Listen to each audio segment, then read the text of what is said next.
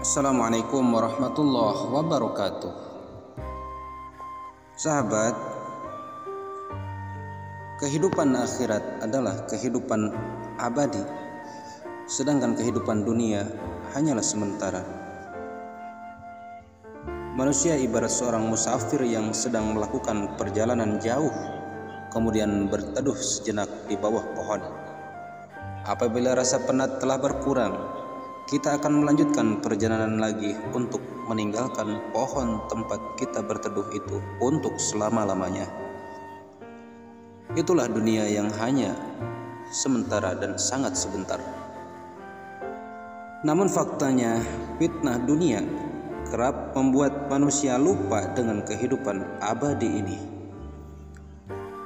Banyak dari mereka terlena sehingga lupa akan tujuan akhir mereka yang hendak mereka capai. Tetapi kamu orang-orang kafir memilih kehidupan duniawi. Quran Surat Al-A'la ayat 16. Seharusnya manusia sadar akan sedikitnya waktu yang diberikan Allah Subhanahu wa Ta'ala untuk duduk sejenak, meski hanya untuk sekedar melepas lelah di atas permadani dunia. Jika waktu itu telah habis, maka mau tidak mau kita harus melanjutkan perjalanan panjang demi meraih tujuan hakiki kita, yaitu akhirat, yaitu kehidupan kekal nan abadi.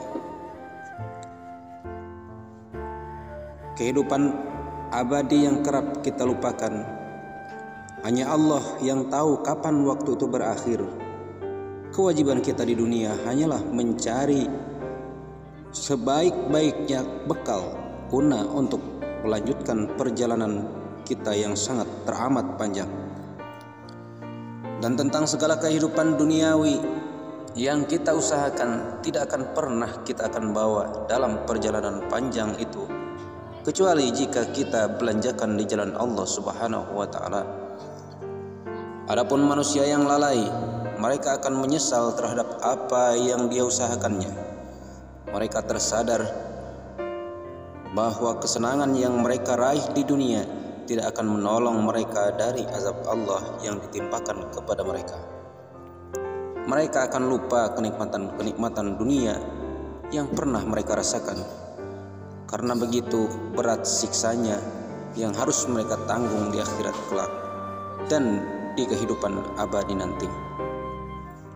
Dari Anas meriwayatkan dari Rasulullah SAW bersabda, di hadapan orang yang paling merasakan kenikmatan di dunia dari ahli neraka, yaitu ia yang dicelupkan ke neraka sekali celup, kemudian ditanyakan kepadanya, wahai anak Adam, apakah kamu melihat suatu kebaikan pun? Apakah kamu melihat satu kebaikan pun? Apakah telah berlalu di hadapanmu satu kenikmatan pun? Ia menjawab, tidak demi Allah wahai Rabb. Lalu dihadapkan orang yang paling menderita di dunia dari ahli surga. Ia dicelupkan sekali celupan di surga dan ditanyakan kepadanya, apakah kamu melihat satu penderitaan pun? Apakah kamu pernah lewat di hadapanmu suatu penderitaan pun? Kemudian ia menjawab, tidak demi Allah wahai Rabb. Tidak pernah lewat di hadapanku suatu penderitaan pun, dan aku tidak pernah melihat satu kesusahan apapun. Hadis riwayat Muslim. Demikian penderitaan orang-orang yang lalai ketika berada di dunia. Penyesalan mereka pun tidak dapat menolong mereka lepas dari siksaan yang ditimpakan kepada mereka. Sadarilah, sahabat, bahwa cinta kepada dunia itu membutakan mata hati kita. Sebagian ahli hikmah berpendapat cinta dunia mengakibatkan 4 kerugian, yaitu di dalam hati akan timbul keraguan-raguan terus-menerus, selalu merasa kekurangan, selalu direpotkan dan disibukkan berbagai masalah, dan selalu diganggu dengan keinginan-keinginan yang tiada henti. Maka hendaknya mulai saat ini kita lebih memikirkan perjalanan hidup kita yang kekal nan abadinya nanti.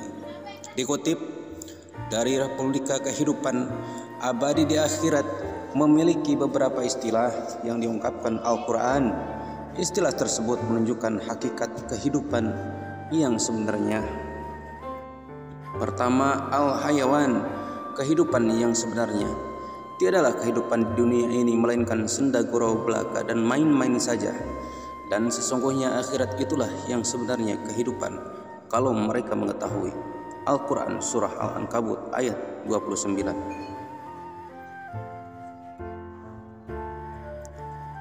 Kedua, al-qarar, tempat yang kekal. Hai kaumku, sesungguhnya kehidupan dunia ini hanyalah kesenangan sementara, dan sesungguhnya akhirat itulah negeri yang kekal nan abadi.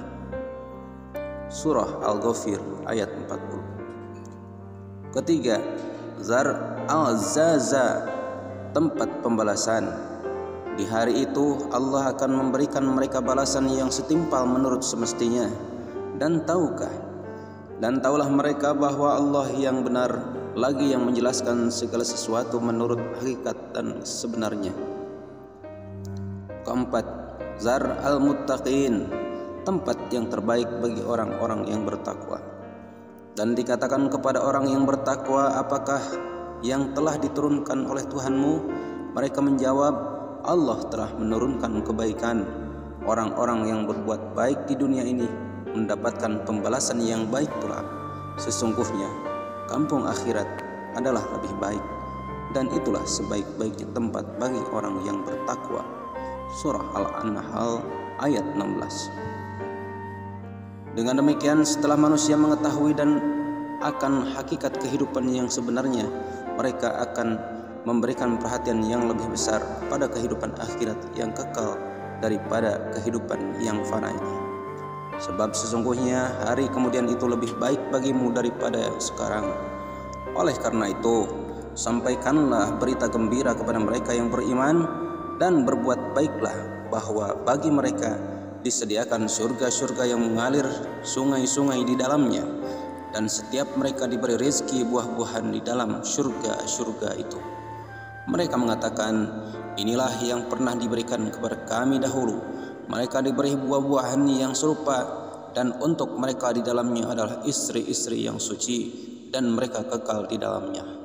Surah Al-Baqarah ayat 25. Wallahu a'lam bishawab.